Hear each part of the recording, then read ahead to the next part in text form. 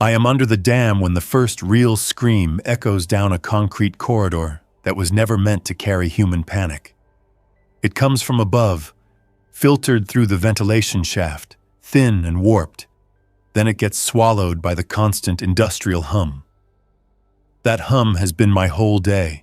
Fans pushing air, water moving through unseen passages.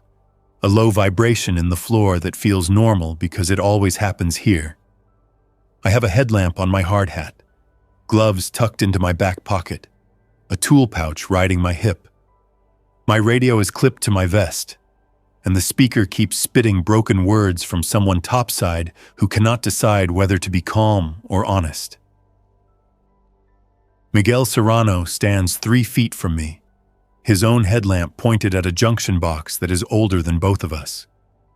He is holding a meter probe steady, trying to finish a reading we started 20 minutes ago. I can tell he heard the scream because his hand pauses in place, just long enough to give it away. He does not look at me right away. He stares at the meter, blinks once, and then he finally tilts his head toward the radio clipped to his shoulder. The voice on the radio is a supervisor, maybe Dennis, maybe Mark. The audio crackling so badly it could be anyone. All non-essential personnel. Return to nearest secure area. Do not parking lot. Gate is standby. That is the part that lands. Gate, parking lot, secure area. Words that do not belong in the same sentence around here, unless someone is talking about a drill. Miguel finally looks up at me. His eyes are steady, but his mouth is tight, and he does not ask what I think. He asks a practical question. You want to finish this? Or you want to move? I do not finish the sentence. I start in my head about how the topside crew always overreacts. The scream comes again, closer this time, not closer in distance, closer in clarity. The sound has a rough edge, a stop and start rhythm. And then something metallic bangs twice, hard enough that dust shifts on a ledge above a conduit run. That bang is familiar. It is a door, or a cart, or a tool case getting shoved. It is the kind of impact that happens when people stop caring what gets damaged. We move, I say, and my voice comes out flat and work-focused, the same voice I use when I tell someone a breaker is miswired. I clip my meter back into my pouch, keep my headlamp angled down so I do not blind Miguel, and start walking without waiting for agreement. Miguel follows, boots scuffing concrete, his keys tapping against something on his belt. We are in one of the service corridors that run behind public access. Tourists never see this side of the dam. The finishes are all function, raw concrete, painted stripes on the floor, warning signs that nobody reads unless something fails. The air is cool and dry. It smells faintly of metal, old dust, and something sharp that always hangs around electrical rooms. The corridor bends, and for a second my headlamp catches a wet sheen on the floor where condensation drips from a pipe seam. I step around it out of habit. Miguel says, "He said parking lot." "I heard," I answer. We reach a T-junction where one hallway leads to the maintenance lift, and the other drops toward a tunnel that runs along the dam's internal infrastructure. A sign on the wall labels it in bold black letters that are peeling at the edges. No tourist font. This is a worker sign. My brain picks roots the way it always does, even when the situation does not match any training. The lift will take us up to the service level, and from there we could reach the surface. That sounds correct until I picture the surface. A parking lot full of visitors, rental cars, buses, families, and the narrow access road that winds along the canyon. One crash up there blocks the whole lane. One panic wave turns the stairwells into choke points. People do not coordinate under stress. People shove, people trip. People leave strangers behind without thinking. The other path goes deeper into a service tunnel that was built for inspection runs and utility access. It has doors that lock. It has ventilation fans. It has water lines. It has fewer people. The tunnel has a reputation among workers as boring and safe. Boring sounds good right now. Miguel watches my face, then says, "Kara, we cannot stay down here forever." "We do not need forever," I say. "We need an hour without crowds." Another sound filters down. Not a scream this time. A chorus of voices. It is distant, but it has that hard edge that happens when everyone is speaking over everyone else. That crowd noise does not belong inside a dam. Miguel shifts his weight and glances toward the lift corridor. His body wants the exit. His instincts want daylight and open space. Mine want structure. Mine want a door that closes. "We go tunnel," I say. "We check the maintenance entrance. If it is clear, we reassess." Miguel exhales through his nose, nods once, and falls in behind me. He does not argue. He is scared, and it makes him practical. The service tunnel entrance is a heavy door set into a thick wall. It is painted a dull industrial gray with scrapes at the bottom from carts. There is a keypad and a mechanical handle. I punch my code by muscle memory, and the lock clicks open. The door swings inward, and the air changes. The tunnel air has more movement, a steady push from the fan system. It carries a different smell, cleaner and colder, with a faint dampness that comes from being closer to waterworks. Inside, the tunnel runs straight for a long distance. The walls are smooth concrete, and the ceiling is low enough that taller guys brush their hard hats on fixtures. There are cable trays, pipes, emergency lights, and painted arrows that point toward access points and safety stations. The mainline hum is here too, stronger, a constant reminder that the dam is not a building. It is a machine that never stops working. Miguel mutters, "This is not a shelter."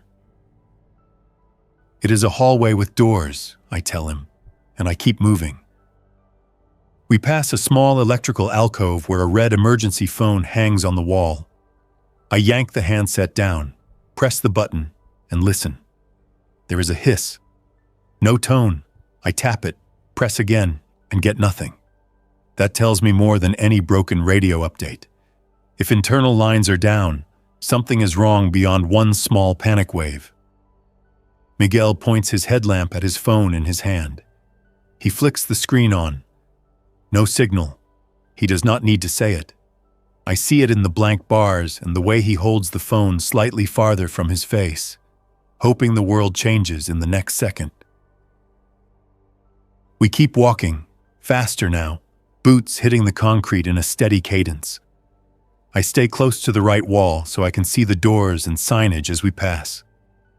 My mind starts sorting the tunnel system into useful categories: where the ventilation control is, where the nearest water access is, where there are valves I can shut if something floods, where there are secondary exits if the main entrance gets compromised. I do not want to think in those terms. My brain does it anyway. A sign ahead marks a junction. Maintenance Access A. That door is the one that leads out toward one of the service side approaches, not the tourist side. It is still not wide open desert. It is still close to people, but it is less predictable. As we approach, I hear footsteps on the other side of the door. Not one pair, multiple, quick, uneven.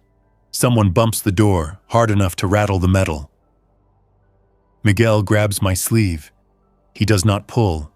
He just anchors, and his eyes flick between my face and the door. He whispers, "Do not open it." I slow down. I do not stop. I move closer until my headlamp beam hits the seam around the door. I kill my headlamp with my thumb, and the tunnel dims to emergency lighting, that dull yellow glow that makes everything look old. Miguel turns his lamp off too, and suddenly we are two shapes in a long corridor under a dam, listening. There is a voice outside, strained, trying to sound authoritative. "Hello? Hello in there. Open up. We are maintenance." Miguel's mouth moves near my ear. "That is not maintenance." I do not answer him. I move my face closer to the door and put my mouth near the edge without touching it. "Who is it?" I call. "Say your name." A pause. Then another voice, a woman, breathy in a controlled way. "My name is Stephanie. My husband is hurt. We cannot get to the main road. People are fighting up there. Please, we saw the maintenance sign. Please." Her voice sounds real. That does not mean safe. I glance down the corridor behind us. The tunnel stretches into darkness and hum. If we open this door, whatever is outside comes inside. If we do not open it, and it is real people, we become the kind of person who leaves someone outside a locked door. The tunnel feels smaller with that thought. Miguel shifts, and I can tell he wants to speak. I press a finger against his vest, a quiet signal to hold. I raise my voice again. "How many of you?" "5," the woman answers fast. "2 kids, my husband, another man, me." A man's voice cuts in, harsher. "Open the door. We are not staying out here." That one sentence changes the math. I look at Miguel in the dim emergency light. His expression says the same thing my mind just decided. That man is already treating the door as his property. If we open it, he will treat the tunnel the same way. I raise my voice again, sharper. "Step back from the door, both hands visible. Tell me where you are standing." A scrape, a low argument. Then the woman again. Okay. We stepped back. "Please just open it a crack." Miguel whispers, "Cara." His voice is not begging. It is warning. I reach into my pouch and pull out my small flashlight, the one that clips to my pocket. I turn it on low and aim it at the floor by the door seam. Then I move my hand to the latch. I do not throw it open. I turn it just enough to relieve pressure and crack the door an inch, keeping my shoulder braced against it from inside. Light spills in from outside, harsh daylight mixed with something else. A flashing strobe of red and blue that makes the crack in the door pulse. Emergency lights, police or park service. That means something big happened. I keep the door barely open and lean my eye toward the gap. I see shapes. A woman with sunburned cheeks, hair pulled back, eyes wide and fixed. A man behind her holding a kid by the wrist. Another kid clinging to his leg. Another man off to the side, shoulder angled toward the door, hand half hidden near his waistband. On the ground, I see a 4th adult, slumped against the wall, face turned away. That must be the husband. He is breathing, or at least moving slightly, but the movement is strange, not steady. His hands keep flexing at nothing. The woman leans toward the crack. Please, he fell. He hit his head. He is not right." Behind her, the harsh man steps forward. "Open it." I hold the door firm. "Back up," I say. "If you rush this door, it stays closed." He stops, but his eyes stay locked on the opening. I do not see a badge, a uniform, a hard hat. The kid starts to cry, a thin sound that rises and falls. The man holding the kid squeezes the child's wrist a little too hard, not to hurt, to control. Miguel's voice comes behind me. "We can take the kids, we can take the woman, not that guy." I keep my eyes on the crack. "You said 5. I count 4 standing. Who is the 5th?" The woman swallows. "He is the 5th. She jerks her chin toward the slumped man. "He is my husband." The slumped man suddenly jerks his head up. His face swings toward the door, and I see his eyes. They are not focused. He opens his mouth and a sound comes out that is not a word, more a wet breath and a strained throat. He pushes himself off the wall with both hands, uncoordinated, then stumbles one step toward the crack. The woman reaches for him. "No, stay." He snaps his head toward her hand, teeth bared, and he lunges. Not fast, but direct. The woman yanks her hand back and flinches away, and the man with the kid shoves his shoulder into the husband's chest to keep him back. The husband grabs at his shirt, missing the first time, then clutches fabric and pulls, trying to get closer to the woman again. The harsh man moves in fast. His hand comes out from his waistband holding a small pistol, and he points it toward the husband's head with a tremor that makes the barrel bounce. "No," I snap, voice hard. "Not here." The harsh man's eyes flick to me, and in that flash I see he is not thinking about safety. He is thinking about control. The pistol is a tool to make everyone obey. The husband keeps straining forward, mouth open, that same broken sound pushing out. The kids are crying now, both of them, and the man holding them tries to back up while still anchoring them. The woman is shaking her head and looking at me through the crack, pleading without words. Miguel steps up behind me, close enough that I can feel him, and he whispers, "Close it. Close it now." I look again at the husband, the way his jaw keeps working and his hands keep reaching. I look at the harsh man's pistol, the way it keeps drifting, the way he is not steady. I picture that gun going off in a concrete tunnel entrance, a shot echoing through this entire system, calling every desperate person within range. I picture the husband slipping inside and turning this corridor into a trap. I make a decision that tastes bad in my mouth. I push the door shut, hard. The woman's face jerks back. Her hand slaps against the outside metal. "Wait!" she cries. "Please!" The door seals with a heavy thunk. I throw the latch and punch the keypad lock, and the mechanism clunks into place. The woman's voice turns into pounding, then yelling, then a sobbing sound. The harsh man's voice rises over it. Words I cannot fully catch through the thick metal, but I hear enough to know he is blaming her, blaming us, blaming the world. Miguel steps back and drags his hand down his face. He does not look at me. He stares at the floor, then at the long corridor stretching behind us. "We just left kids out there," he says, not accusing, not forgiving, just stating a fact that will not move. "I know," I answer. My voice is steady because if I let it crack, I will stop moving, and stopping feels dangerous. We cannot bring that husband in here. We cannot bring a gunfight in here. We cannot bring panic in here. Miguel turns his head and finally looks at me.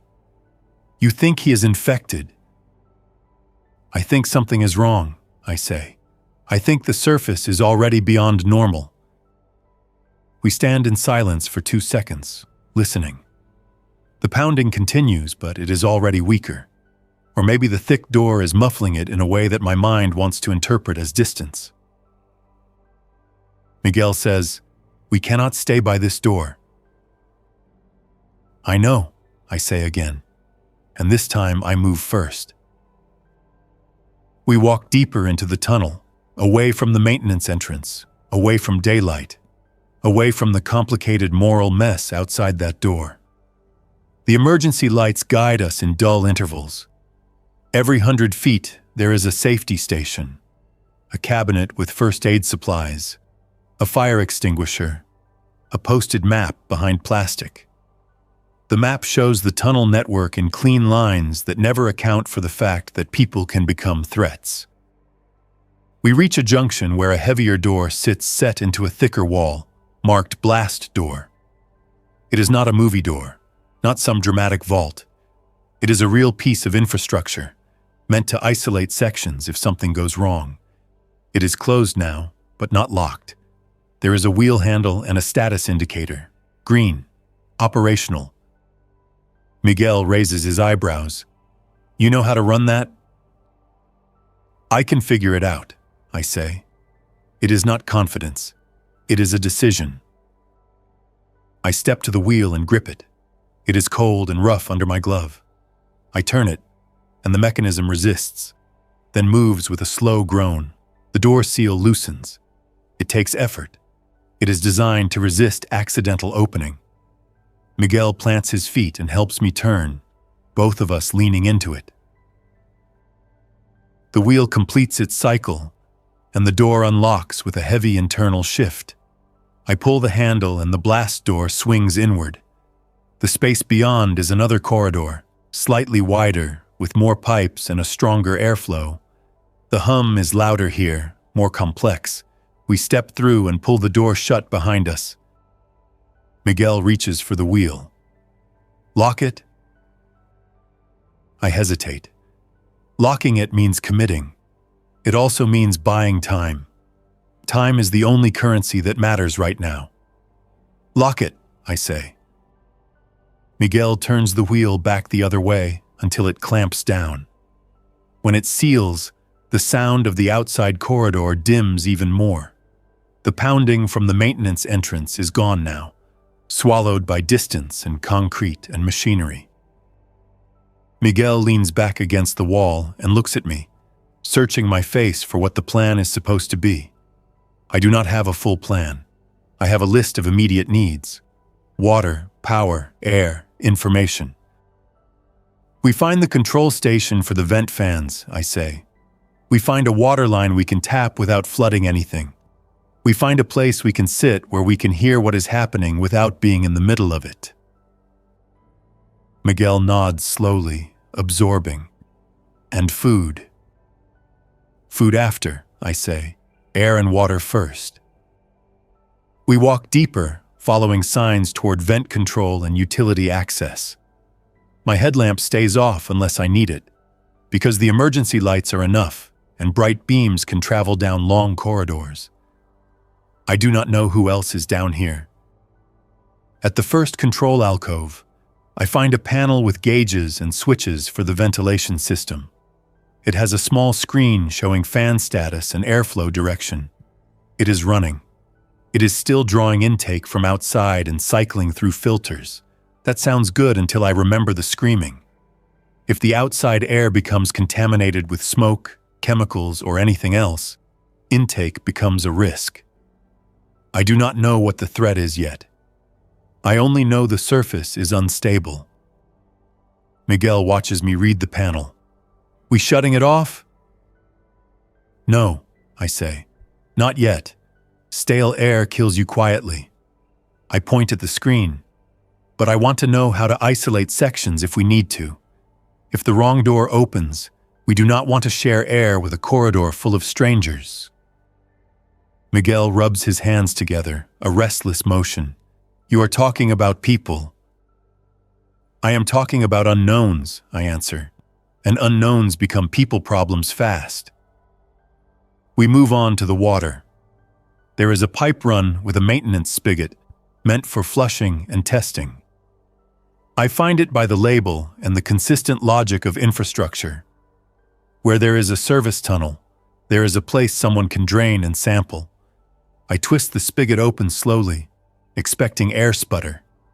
Instead, a clean stream comes out, cold enough that it stings my fingers through the glove.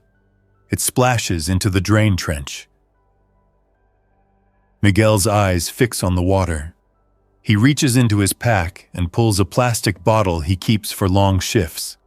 He fills it, then hands it to me. You first. I take it and drink, controlled, not desperate. The water tastes clean. That is one thing still normal. I cap it and hand it back. Miguel drinks, then fills again. We are both thinking ahead now. We need containers. We need storage. We need a routine. A sound comes through the tunnel, faint but unmistakable. A door slamming far away, then a series of running footsteps. Not our footsteps. Not the steady work pace of maintenance. Someone is moving fast, and the sound echoes in long delays. Miguel freezes and looks at me. He does not speak. His hand drops near his belt where he keeps a small utility knife. It is not a weapon, but it is something. I kill the spigot, and the water stream stops. Silence fills the space for half a second before the hum returns to being the dominant sound. We both angle our bodies toward the corridor we came from, heads tilted, listening. The footsteps slow, then stop. A voice calls out, muffled by distance and concrete. "Hello? Anybody down here?" Miguel whispers, "Do not answer." I do not answer right away. I weigh it. If it is a worker, we have an ally. If it is a tourist who forced a door, that person might bring chaos. If it is someone armed and desperate, answering makes us a target. The voice calls again. "Please, I need help." A man's voice, younger, cracked in a controlled way that is still trying to sound adult. Miguel's eyes flick toward the blast door behind us. He wants it to stay sealed. I want information. I take 2 steps forward and call back, loud enough to carry. "Where are you?" A pause, then relief in the reply. "I am by the maintenance entrance, the one with the sign. The door is locked. There were people outside, but they ran. Something is wrong up there." That is the door we refused. My stomach does not twist. I do not describe it that way. Instead, my hand tightens on the flashlight until the clip creaks. I glance at Miguel. His expression hardens. I call back again. "What is your name?" "Ethan," he says fast. "Ethan Price. I work concessions. I was on the visitor side. People started hitting each other. Then some guy bit a ranger. It was not normal. It was not drunk." Miguel murmurs, "Bit." I keep my voice steady. "Are you alone, Ethan?" "Yes," he says. "I got down the stairs when everyone ran. I saw that maintenance sign and tried the door. It is locked. Please, if you are staff, I need in. I cannot go back up." Miguel shakes his head once, already deciding no. I do not rush. I ask one more question. "Ethan, did you see anyone get sick? Not injured. Sick." Ethan's voice hesitates. "There was a woman. She was throwing up in the lobby. A guy helped her, then she grabbed his face. She was bleeding from her mouth. He was yelling. Then people started running." Miguel takes a step closer to me and lowers his voice. "Kara, we cannot bring strangers in. We do not know if he is contaminated. We do not know if he is hiding something." I nod slowly, but my eyes stay on the corridor. I call out again. "Ethan, listen carefully. There is a blast door between us and you. I cannot open it from here without risking our side. I need you to find a safety station. There are cabinets with water and first aid. Stay out of sight. Keep quiet. If you see anyone acting wrong, you do not go near." His voice rises, sharp with fear. "You are leaving me out there?" I answer truthfully. "I am keeping this side stable so the whole system does not become a trap. If you can stay calm, you can survive the next hour. If you cannot, you will get yourself found." There is a ragged breath on his end, then anger. "This is insane." "It is," I say. "Do it anyway." Ethan does not answer. I hear footsteps retreating, faster now, then fading into the tunnel's hum. Miguel stares at me with something close to disbelief. "You just gave a stranger instructions and hope," he says. "I gave him a chance to not come pounding on doors," I answer. "And I learned what is happening up there." Miguel's jaw clenches. He looks down the corridor, then back. "Bit a ranger," he says quietly, as if repeating it makes it more real. I nod. I do not add drama. I do not need to. The word sits between us and changes how we see every door. We move again, deeper into the dam's internal network. I choose a section that has a small maintenance room with a workbench and storage lockers. It is not comfortable, but it is enclosed, and it has a secondary door that can be locked. The room contains what maintenance rooms always contain: spare filters, gloves, a coil of rope, a box of zip ties, a few cones, a dusty pack of paper masks, and a rolling cart with hand tools. I find a radio charging station on the wall and plug my handheld in, hoping it will reconnect. Miguel sits on the edge of the workbench, elbows on knees, staring at his phone again even though it shows nothing. His hands keep moving, tapping, flicking, checking settings, repeating the same useless loop because it is something to do. I start a list out loud because it keeps my brain from spinning in circles. We have water, we have power, we have airflow, we have a locked blast door. We do not have food beyond what is in our packs. We do not have a clear picture of what is happening on the surface. Miguel looks up. You think it is that virus. I have heard the news. Everyone has. The last week has been full of footage from airports, a few cities overseas, then a couple of cases in the United States, then talking heads saying it is contained. A line about isolated incidents, another line about unconfirmed reports. I have listened with half an ear while I worked.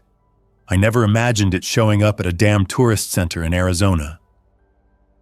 I think it is something, I say, and I think crowds make everything worse. Miguel stands. He paces 2 steps, then stops. We cannot just hide. The dam has schedules. Somebody is going to notice power draws. Somebody is going to run checks. Maybe, I say. Or maybe everybody topside is running for their lives. That sentence lands hard because it is the first time I say it in a direct way. Miguel's eyes shift, and for a second he looks toward the ceiling, as if he can see through miles of rock and concrete to the parking lot, the visitors, the road, the canyon air. A new sound rolls through the tunnel system. A siren, not the dam alarm, a vehicle siren, distant, warbling, then cutting out abruptly. After that, there is a burst of radio chatter on my handheld, sudden and loud enough that I flinch and grab it. The signal is weak but real. Repeat, do not engage. Gates are compromised. We have people. Someone is attacking. Medical too. The voice breaks. Then another voice shouts over it, too loud, too close to the microphone. Get that door closed! Get it closed! Then a sound that is not words. A scuffle. Something hits metal. Someone screams. The transmission cuts. Miguel stares at the radio in my hand. That was here, he says. That was on site, I answer, and my voice stays low. Somewhere near the gates. Miguel's shoulders lift and fall once, a silent reset. Okay, he says. Okay, we stay put for now. I nod, but I do not relax. Staying put means we become responsible for the system around us, whether we want it or not. This is not a cabin in the woods. This is a working piece of infrastructure with moving parts. If something fails, it fails bigger than a broken window. I start moving again. Because motion is control, I check the room's secondary door, test the lock, then check the vent grill to make sure it is intact. I pull the map from the wall cabinet and spread it on the workbench. I trace our location with my finger.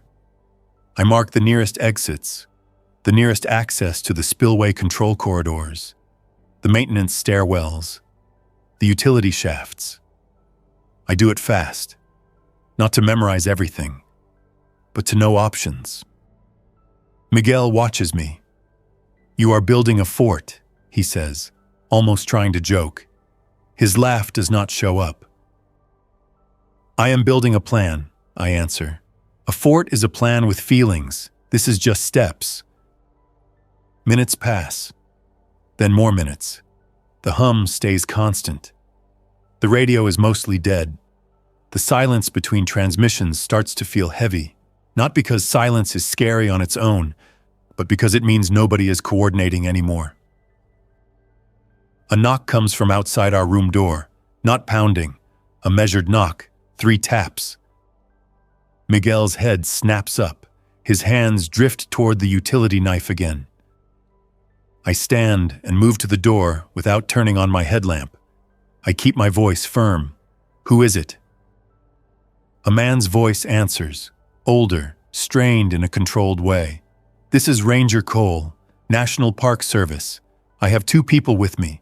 We are trying to secure the tunnel network. We heard you on the radio earlier. Miguel whispers, Ranger. I do not open the door.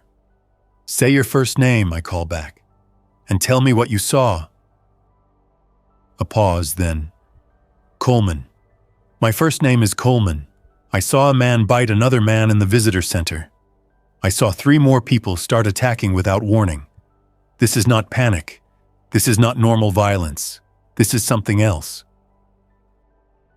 Miguel's eyes narrow. He looks at me, and I know what he is thinking. If the Ranger is real, he has authority and training. If the Ranger is not real, he is using the right words. I crack the door 2 inches and keep the chain latch on. I do not swing it wide. I angle my flashlight low and let a slice of light cut out into the corridor. I see a uniform. Not perfect, slightly dusty, but a real National Park Service shirt, badge patch visible. The man holding himself steady outside looks exhausted. There is dried blood on his sleeve, not a lot, just a smear.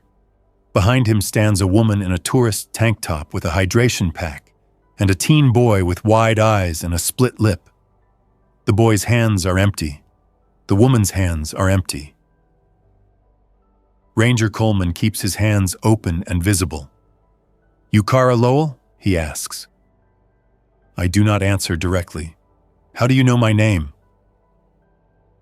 He nods toward my vest.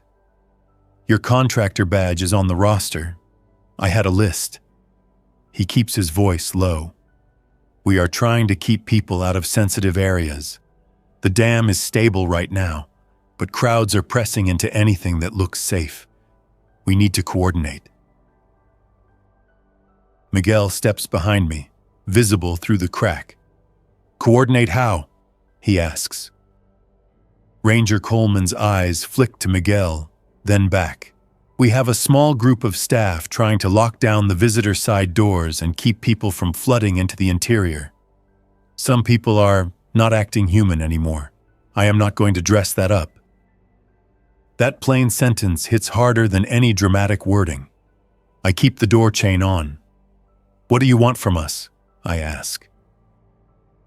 Access, he says. Knowledge of the tunnel network. Help locking certain doors that I cannot override with my keys. And I need a place to stage these 2 for a minute. The teen's mother is missing. The woman is not his mother. She is just someone who pulled him out of a crowd. The woman behind him speaks, voice tight. I saw his mom get knocked down. People stepped on her. I tried. I could not. She stops herself, swallows, and looks down. Miguel looks at me and shakes his head, small. His logic is simple. More people, more risk. My logic is mechanical. If staff are trying to lock down sensitive areas, and we refuse, we might end up with random people forcing doors and breaking systems. An organized lockdown beats chaos.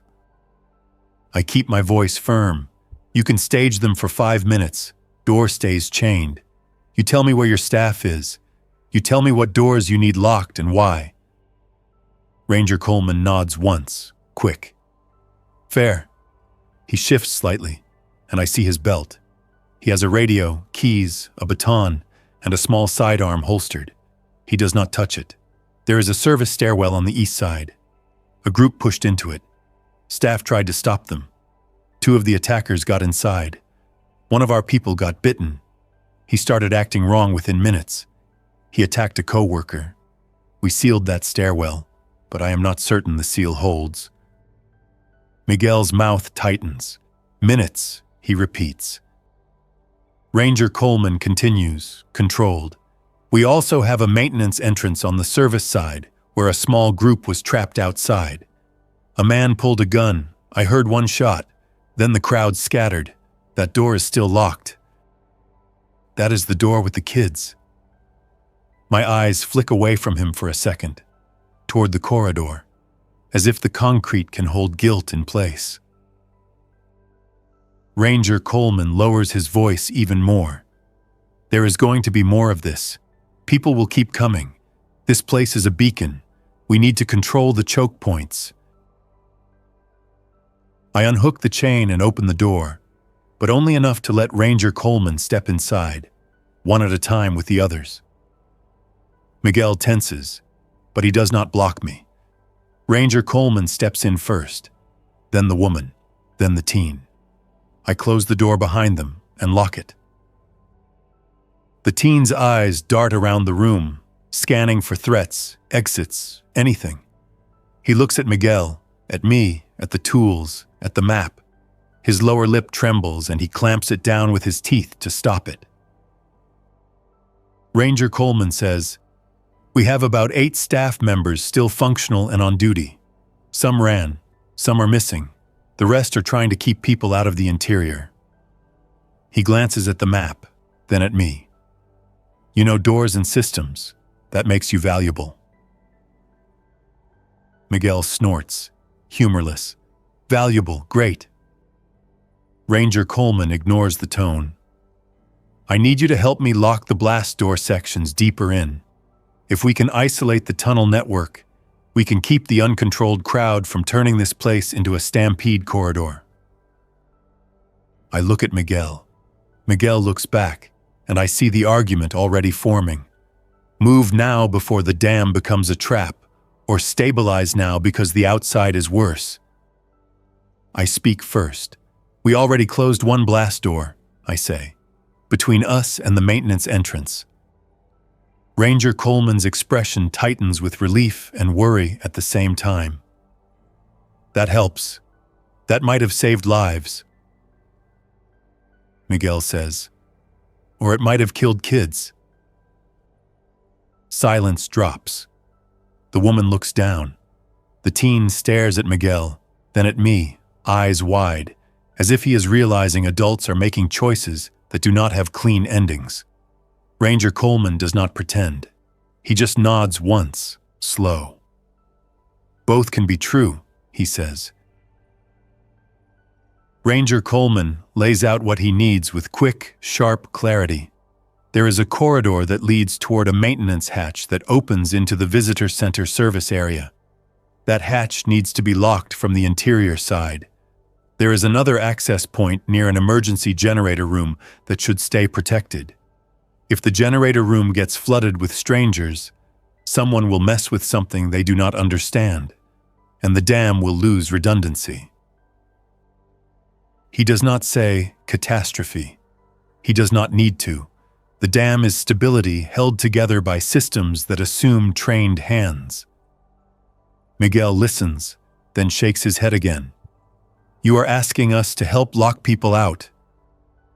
Ranger Coleman meets his eyes. "I am asking you to help keep this machine working, so there is still light and water pressure and air for the people who do not turn into attackers in the next hour." Miguel looks away.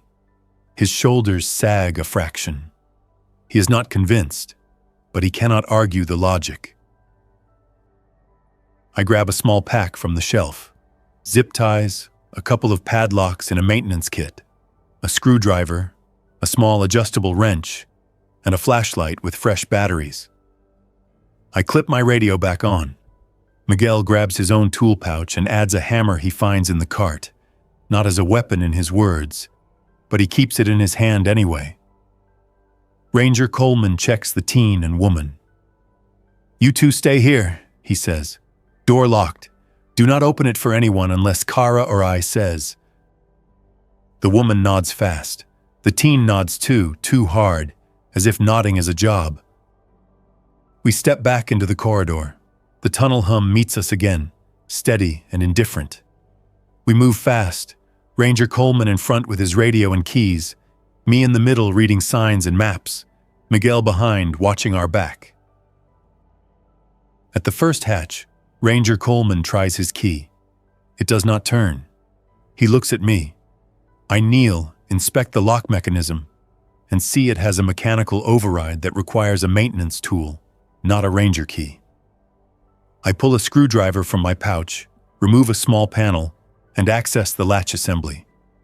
It is not complicated, but doing it under pressure makes my hands work too fast.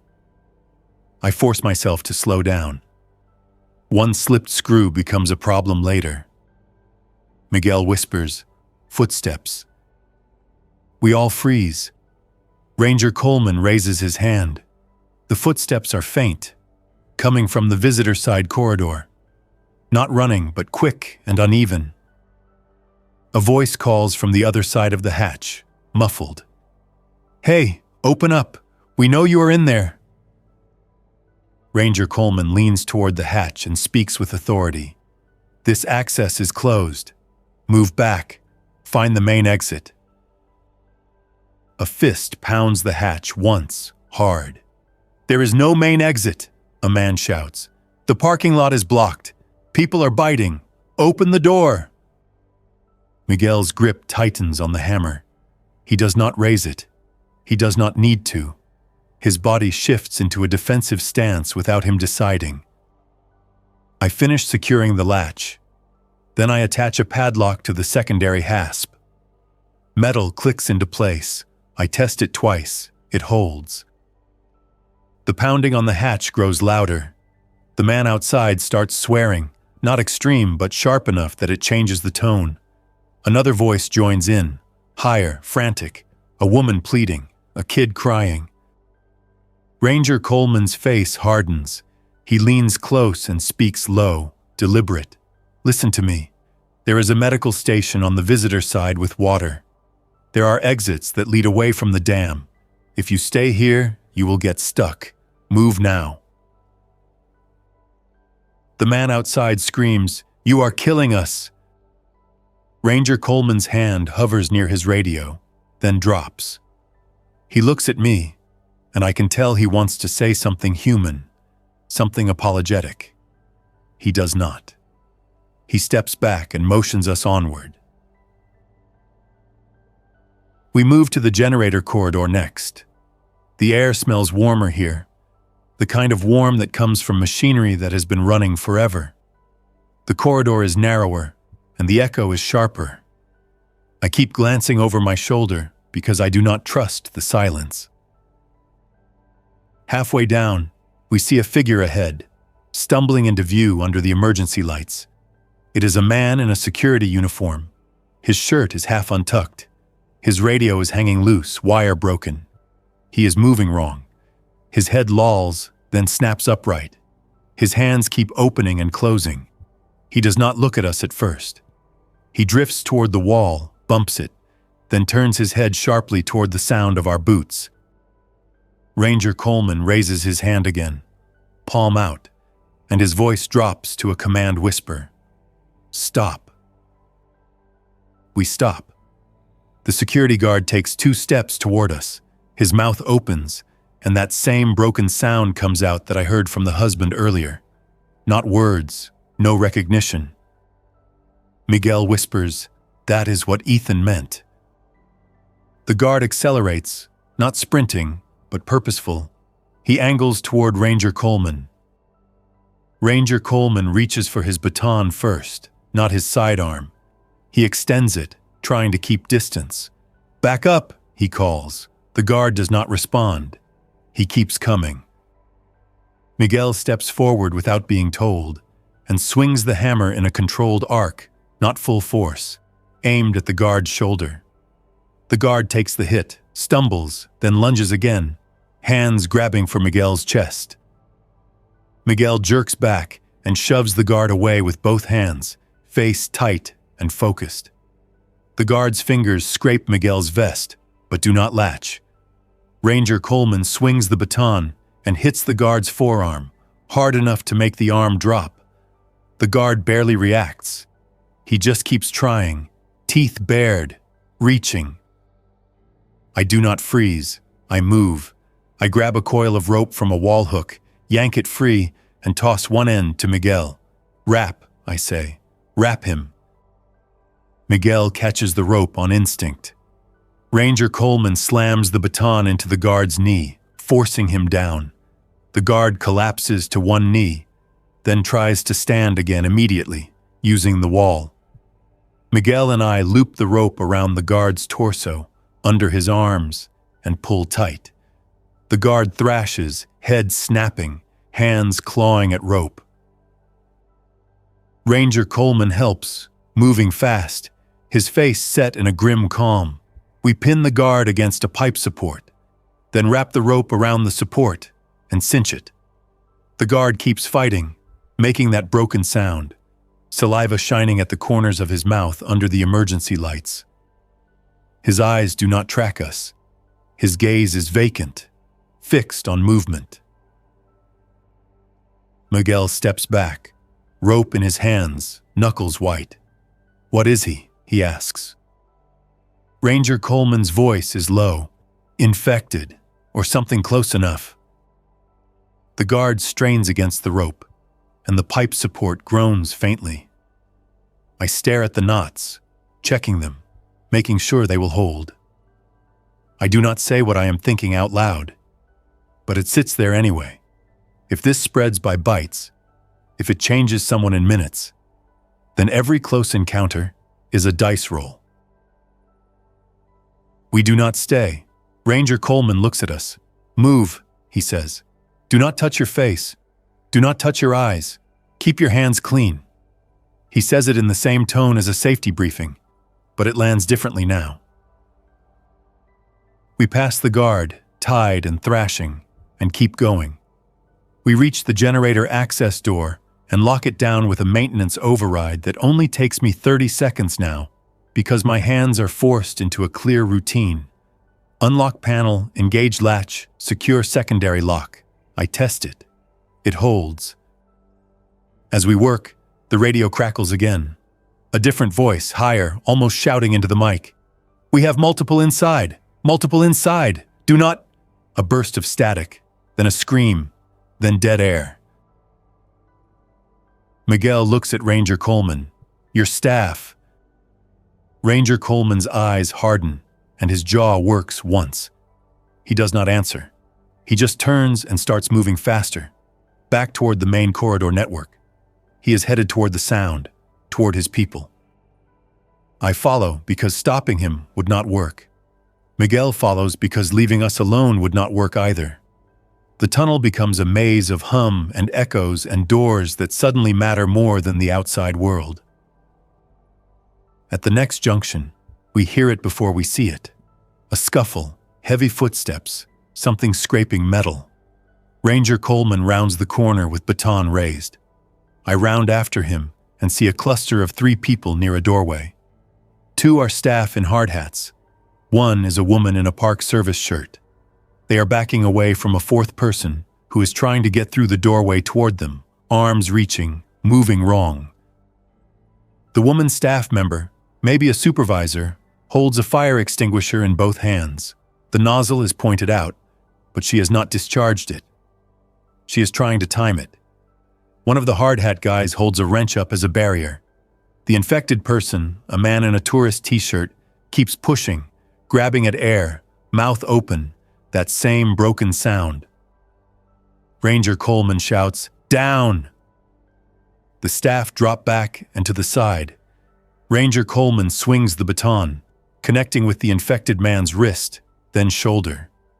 The infected man staggers, then lunges again with no sign of pain slowing him. Miguel moves in, hammer raised, and strikes the man's forearm hard enough to make it drop. The infected man turns toward Miguel immediately, locked on movement, and tries to grab. I do not stand there watching, I grabbed the fire extinguisher from the woman's staff member and pointed at the infected man's face and upper body. I squeezed the handle. White powder bursts out, filling the corridor, coating everything in a chalk cloud. The infected man jerks back, blinking, arms flailing, losing orientation. Miguel swings again, controlled, driving the infected man back toward the doorway. Ranger Coleman shoves, and together they force him through the doorway into a small side room. I slam the door shut and twist the latch. The infected man hits the door from inside immediately, hard enough that it flexes. The pounding is violent and steady. The staff member with the wrench coughs into his elbow, eyes watering from the extinguisher powder. "Jesus," he says, voice hoarse. "He was fine 10 minutes ago." Ranger Coleman's voice is harsh now. "Is anyone bitten?" The Park Service woman shakes her head fast. No, nobody. But 2 more are missing. They went toward the visitor side to close a door and never came back. Ranger Coleman looks at me. "How many blast doors can you close without cutting off air?" I wipe extinguisher powder from my gloves, then answer honestly. "We can close sections and still keep airflow if we keep the vent system running and do not seal every corridor at once. We need a contained zone, a core zone." Miguel says, "And we need to stop opening doors." We move fast after that, not wandering, not debating. Ranger Coleman coordinates with the staff. He sends one hard hat guy back to the visitor side with strict instructions and a radio check schedule. He keeps the Park Service woman close. He tells her to stage in a secure spot, but she refuses to leave, and he does not have time to argue. I lead them to another blast door junction and show them how to cycle the wheel. I explain it in quick pieces. Turn until resistance changes, watch the indicator, listen for the seal. I do not lecture. I do not over-explain. Everyone is already overloaded. We close one blast door, then another, creating a contained segment of tunnels that includes water access, ventilation control, and the maintenance room we started from.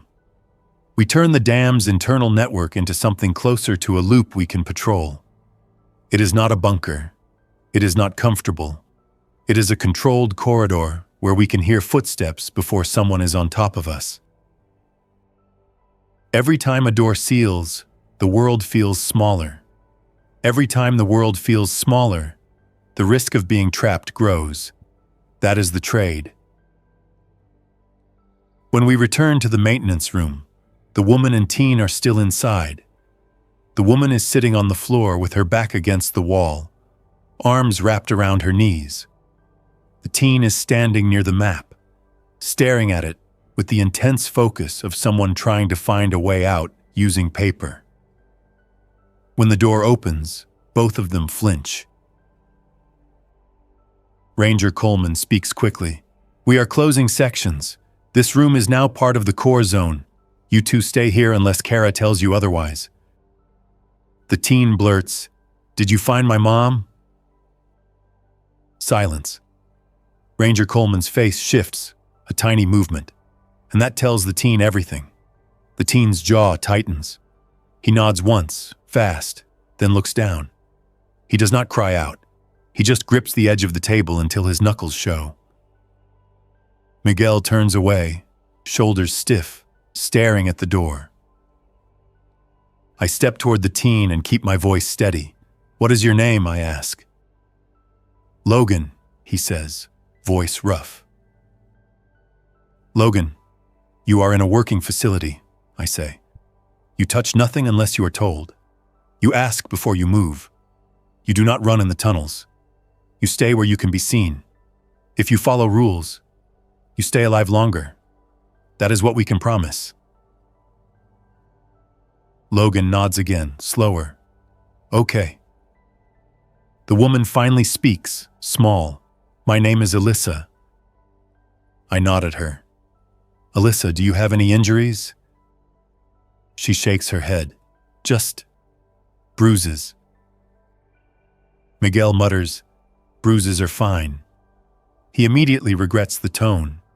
He does not apologize. He just paces 2 steps and stops. The next hour becomes a cycle of patrol and maintenance. Ranger Coleman and the Park Service woman, whose name turns out to be Heather, do radio checks with anyone still topside. Most do not answer. A few answer with clipped, panicked reports. Road blocked, gate forced, people attacking, vehicles jammed. One voice mentions that Page is chaotic, that traffic is stopped, that someone saw an ambulance crash. Another voice says a boat ramp is packed with people trying to get onto the water. None of it sounds controlled. Every time the radio squawks, we all pause, listening.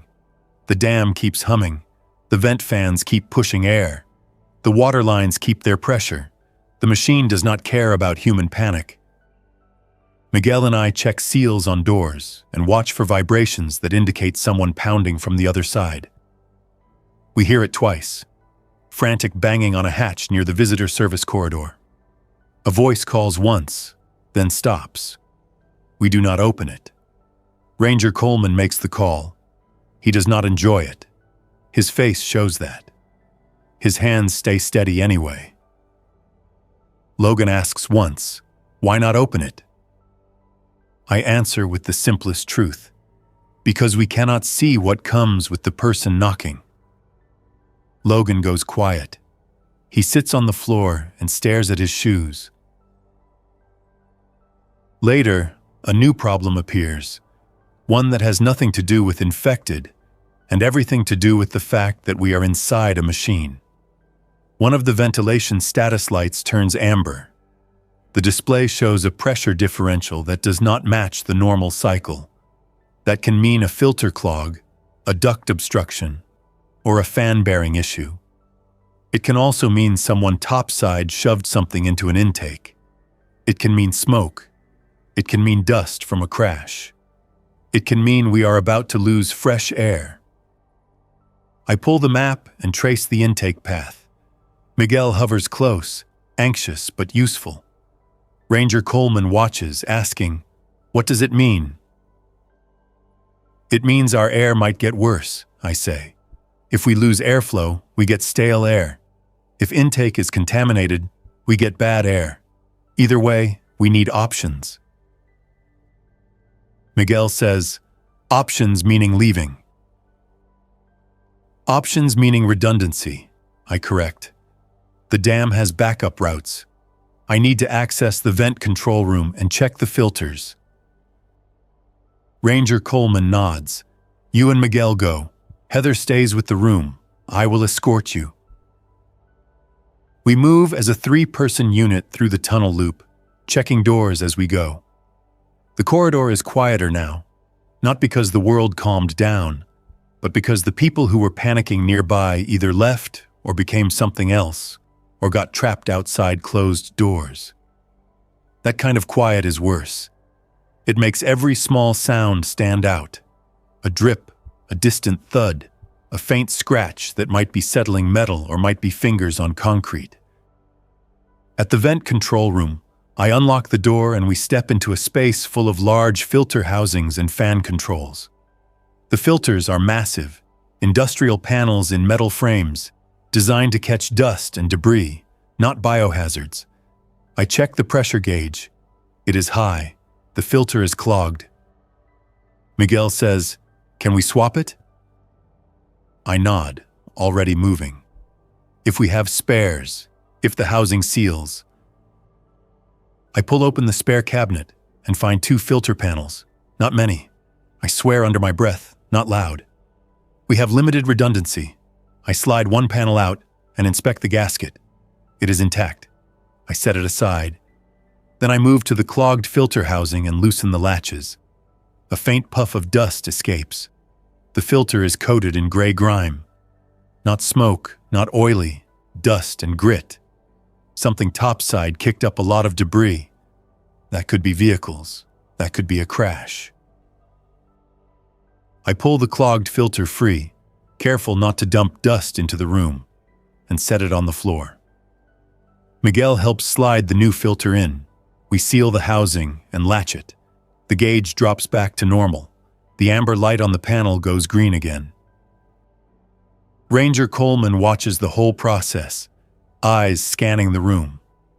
"So air is good again," he says. "For now," I answer, "but we only have one spare left." Miguel exhales slowly and looks at me. "That means we cannot stay forever."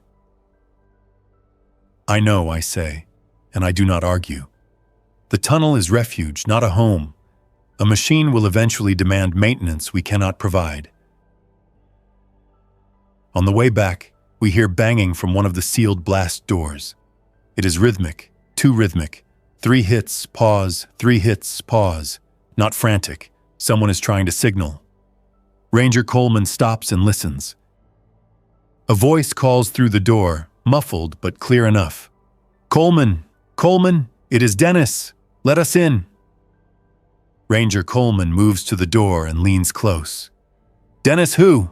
he calls back. "Dennis Harper," the voice says fast. "Operations. I have 3 with me. We have a wounded. Please." Miguel looks at me, eyes wide. "Operations. That is real." Ranger Coleman's face tightens. "Are any of you bitten?" he calls.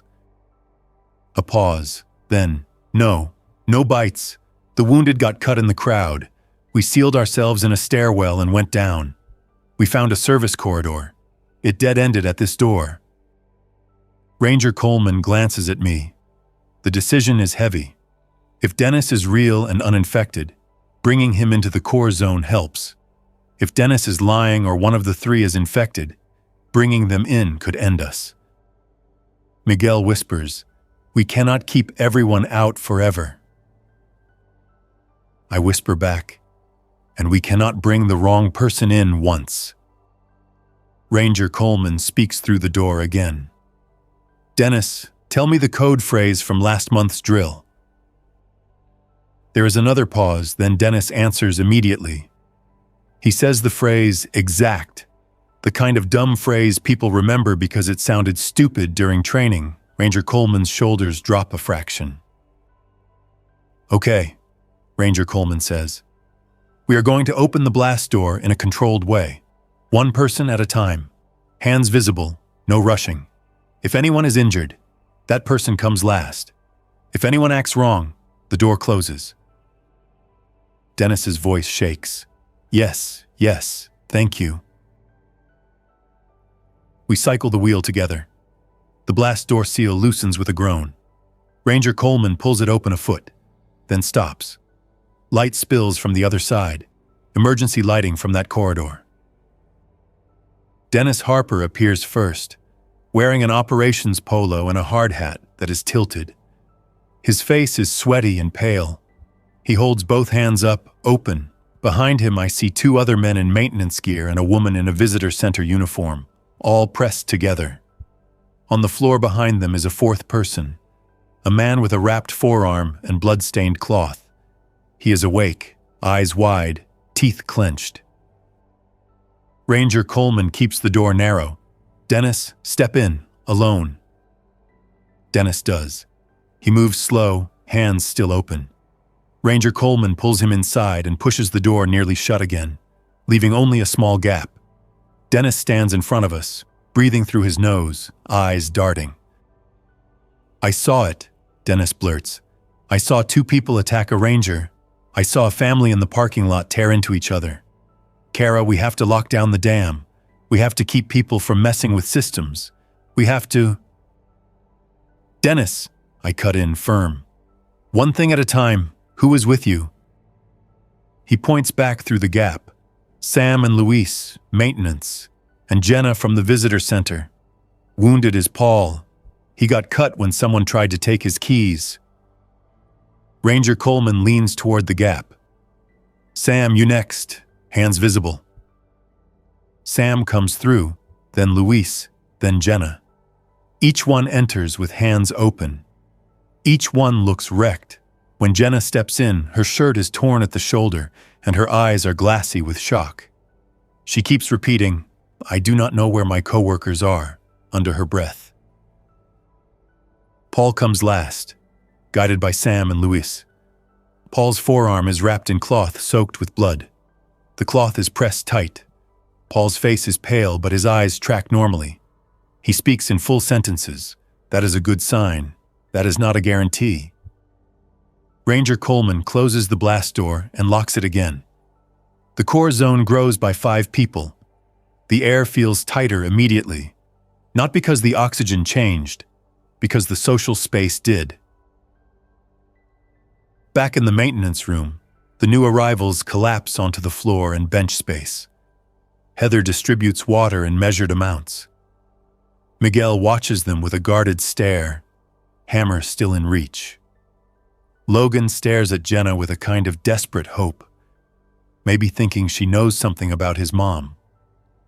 Jenna cannot even look at him without her face folding. Dennis starts talking fast, trying to do his job. We have to assume the facility will draw people. Paige is going to lose control. The road is blocked. People are going to try to come through here or around. We have to secure the intake systems and the generator rooms. We have to keep the spillway controls untouched. Miguel snaps, "You keep saying way like this is a workday." Dennis looks at him, stunned for half a second. Then his face hardens.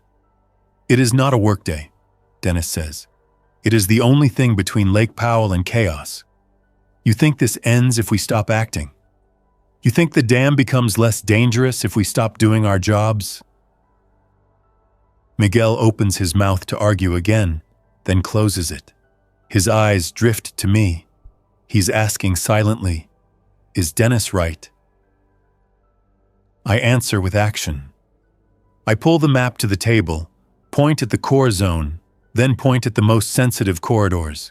"We keep this loop," I say. "We patrol. We do not open doors unless we verify. We keep ventilation stable. We ration water and food. We set a watch schedule." Heather nods. "We also need to talk about what we do if someone gets bitten," she says, voice low. No one answers right away. Paul shifts on the bench, eyes flicking to his wrapped arm. Jenna covers her mouth with her hand. Logan's eyes widen, and he stares at the floor. Dennis swallows. "We isolate," he says finally. "We lock them behind a door. We do not let it spread." Miguel's voice is rough. "And if it is me?" Dennis meets his eyes. "Same," he says. "No exceptions." The next stretch of time is a blur of motion and management. We set watches in pairs. I pair Miguel with Sam because Sam's calm presence seems to keep Miguel from spiraling into anger. I take Ranger Coleman on the first patrol because I trust his awareness. Dennis takes Heather because they both understand systems and priorities. Luis and Jenna stay with Logan and Alyssa in the room, tasked with organizing supplies and keeping the space orderly. On patrol, Ranger Coleman and I move through the loop, checking door seals, listening for impacts, watching ventilation indicators. We pass the side room where we trapped the infected tourist earlier. The pounding has slowed to sporadic hits, then silence. Then a sudden burst again. The sound makes my skin prickle, so instead I focus on what I can measure. The door's hinges, the latch integrity, the wall anchors. It holds. For now. We check on the security guard we tied earlier. The rope is taut. The guard is still alive, still moving, still making that broken sound intermittently. His uniform shirt is soaked with sweat. His hands scrape at rope until his knuckles are raw. He does not seem to tire the way a normal person would. Ranger Coleman looks at me and says quietly, "We cannot keep him there forever." I look at the guard. I look away. "I know," I say, "but opening that rope is not an option." Ranger Coleman nods. "There are containment rooms," he says. "There are sealed maintenance compartments. We can move him later when we have more hands." Later, I repeat. That word is doing a lot of work today. On the second patrol pass, we hear something that makes us both stop. It is not banging. It is not running. It is a dragging sound, slow and steady, coming from behind a sealed door somewhere beyond the core zone. Someone is moving something heavy, or something heavy is moving on its own. Ranger Coleman leans toward the door, listening. He raises his radio and whispers, "Dennis, we have movement beyond blast door 2. Dragging sound. Possible group." Dennis's voice crackles back. "Do not open. Mark it. We will adjust ventilation and monitor." That is the new normal. Hear danger, measure it, contain it. Do not engage unless forced. Hours pass. Hunger becomes real, not dramatic, not a movie, just a quiet emptiness that turns people sharp. We inventory what we have: a few protein bars, some trail mix, 2 sandwiches crushed in a pack, some gum, a couple of candy bars. Dennis finds a small emergency ration box in a cabinet, mostly crackers and sealed peanut butter packets. It is not much, but it becomes structure. We split it by person, strict. No arguments, not yet. Logan eats his share silently. Alyssa eats half and tries to give the rest to him. I stop her gently. "You need calories," I tell her. "You do not help him by collapsing." She nods and forces herself to eat. Miguel sits on the floor with Sam, back against the wall, staring at the ceiling. Sam tries to talk to him about his family, about where he thinks they are, about whether he should try to leave. Miguel does not answer much. He just listens, eyes unfocused, then suddenly says, "If we leave, we die in traffic." Sam nods. "Maybe," he says. "Or maybe we find a way downriver. Boats, canyon trails." Miguel laughs once, short. "You want to hike through a canyon during this?" Sam shrugs, not optimistic, just exploring options. Better than being sealed in a machine that might break. I hear them, and I do not shut it down. This is the real split now. Miguel's fear is of people. Mine is of systems failing. Both are valid. Both can kill us. Then the moral choke point arrives in a way that feels inevitable. It starts with a radio call from Ethan. His voice crackles through weak signal. Kara, it is Ethan. I found 2 people. One is hurt. We are in the corridor by the maintenance entrance. We are out of water. Please open the door. We heard banging. We heard things. Miguel looks up instantly, eyes locking on me. "That kid again!" Dennis stands from his spot at the bench. "What door?" he asks. I answer, tight. "Maintenance entrance corridor, beyond blast door 1. Ranger Coleman's face hardens. "If Ethan found 2 more, that makes 3. There were kids earlier. There could be more." Heather says, "And there are infected in those corridors. We heard them." Paul shifts, gripping his wrapped forearm. "If we open blast door 1, we risk the core zone." Alyssa blurts, "We cannot just let people die out there." Miguel snaps back, "And we cannot let them kill us in here." The room fills with tension that does not show up as people shouting.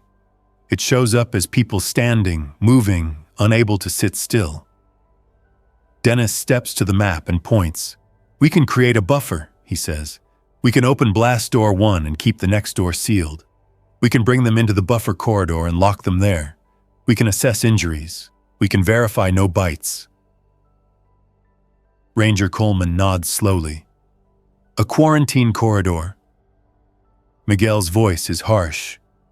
"And who goes in there with them?" Silence. Nobody volunteers. I look at Ethan in my mind. That frantic voice, the image of the kids outside the door earlier, the sound of banging. I also picture the security guard tied up, the tourist trapped behind a door, the staff member who turned in minutes. "I go," I say. The words leave my mouth before I can soften them. Miguel's head jerks toward me. "No," he says instantly. "I know the doors," I tell him. "I know the airflow. I know how to isolate." Ranger Coleman says, "I go with you." Dennis nods. "I will operate the blast door from this side if needed. Heather stays with the core room." Miguel steps forward, face tight. "If you go, I go." I hold his eyes. "Miguel, you are reactive right now," I say, not cruel, just honest. "You swing first. That is not what we need in a quarantine corridor." Miguel's mouth opens. He wants to argue. Then he closes it, looks down, and his hands flex. He whispers, "I am not a monster." "I did not say you are," I answer. "I said you are on edge, so am I. Ranger Coleman is trained for this. Let him do his job." We gear up with what little we have. Gloves, paper masks from the cabinet. Not perfect, but better than nothing. Eye protection from a dusty safety kit. Ranger Coleman checks his baton and keeps his sidearm holstered. I grab zip ties and an extra padlock.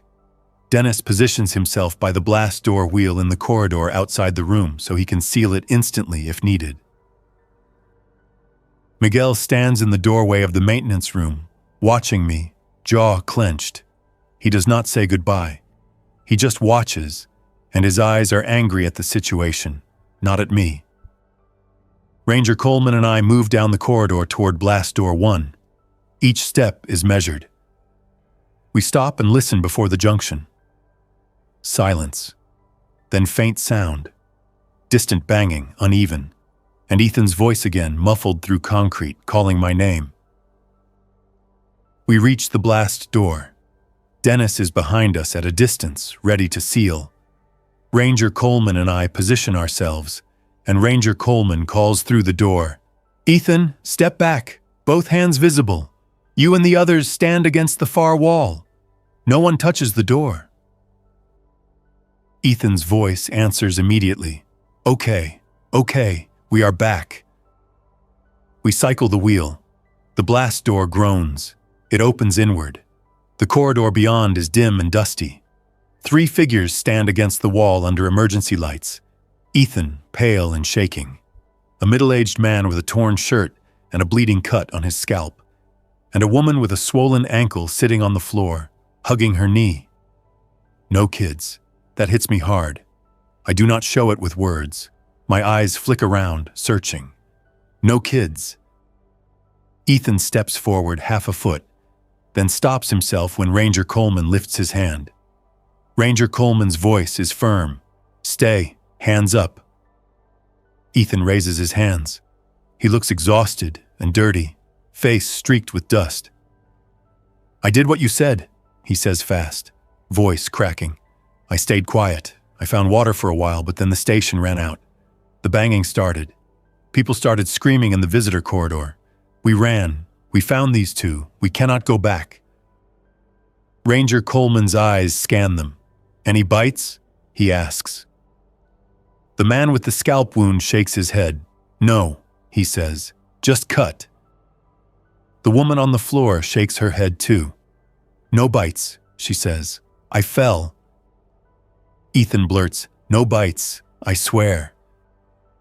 I look past them down the corridor toward the maintenance entrance door we refused earlier. The corridor is smeared with extinguisher powder in patches and dirt scuffs. I see dried blood near the base of the maintenance entrance door, and my throat goes dry. There is no movement there now, no voices, no pounding. I focus back on the 3 in front of me.